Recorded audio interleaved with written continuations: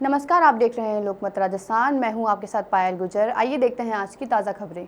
जयपुर के दूदू क्षेत्र के बिचून स्थित करीब 500 साल पुराने प्रसिद्ध धार्मिक स्थल भैराणा धाम को लेकर अब बड़ा विवाद खड़ा हो गया है। भैराणा धाम के पास प्रस्तावित औद्योगिक क्षेत्र के विरोध में साधु संत, पर्यावरण प्रेमी और स्थानीय ग्रामीण लगातार आंदोलन कर रहे हैं। इसी मुद्दे को लेकर 2 मई को भैराणा धाम में विशाल धरना प्रदर्शन आयोजित किया जाएगा, जिसमें बड़ी संख्या में श्रद्धालुओं और ग्रामीणों के शामिल होने की संभावना है। समाजसेवी और राजस्थान के ट्री मैन के नाम से प्रसिद्ध अमर भैड़ा ने इस प्रस्ताव का कड़ा विरोध करते हुए कहा कि भैराणा धाम केवल धार्मिक आस्था का केंद्र नहीं, बल्कि पर्यावरण और प्राकृतिक संतुलन के लिए भी बेहद महत्वपूर्ण क्षेत्र है। उनका आरोप है कि औद्योगिक क्षेत्र विकसित करने के नाम पर यहाँ हजारों पेड़ों की कटाई की जा रही है, जिससे पर्यावरण को भारी नुकसान पहुंचेगा। उन्होंने दावा किया कि इस परियोजना के कारण करीब 40,000 से अधिक पेड़, लाखों पशु पक्षी और कई प्राकृतिक जल स्रोत प्रभावित होंगे। जब पेड़ भी वहाँ कट रहे थे तब भी हम लगातार कोशिश कर रहे थे कि शांति वार्ता से ये काम निपट जाए। जब वहाँ पे पेड़ बुरी तरह ही कटने लग गए तो हमने वहाँ पे 5 मार्च को पहली बार हम इकट्ठा हुए, 5 मार्च 2026 को, और वहाँ पे हमने आह्वान किया कि 15 तारीख तक आप इसकी कटाई पूरी तरह बंद कर दीजिए, नहीं तो हमें ना चाहते हुए भी शांतिपूर्ण धरना जो है वो लगातार चलाना पड़ेगा। तो 15 मार्च को फिर हम वहाँ बैठे। आज हमें 16 दिन वहाँ पे बैठे हुए हो गए हैं। लगातार जो संत हैं वो तपस्या कर रहे हैं। 45 डिग्री की, आप लोग वीडियो भी देख रहे हैं, 45 डिग्री जो है तापमान वहाँ पे है।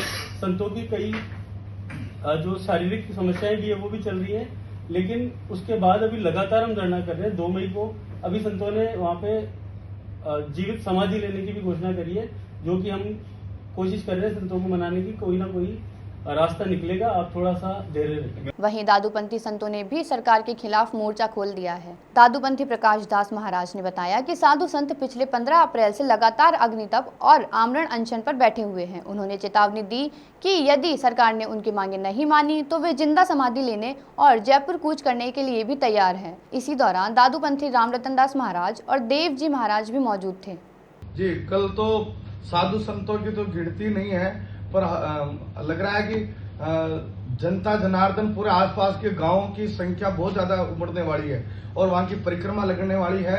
और परिक्रमा लगाने के बाद में हमें तो अभी भी पता चला कि एक संत ने तो खड्डा खोद करके और समाधि की तैयारी कर ली, इसलिए मैं तो भाग करके आया हूँ। मैं तो गुजरात था, मुझे पता चला कि एक संत जो है समाधि लेने के लिए तैयार हो गए, दूसरे संत और भी तैयार हो रहे हैं। तो अचानक मेरे पास कॉल आया कि महाराज जी आप आओ, इन संतों को रोको। अब संत तो जब भी रुकेंगे ना जब सरकार सुनेगी। जरूरत पड़ी तो मुझे भी लेनी पड़ेगी फिर सरकार नहीं, क्योंकि हमारा तो प्राण धन ही वही है, हमारा तो गोवर्धन है।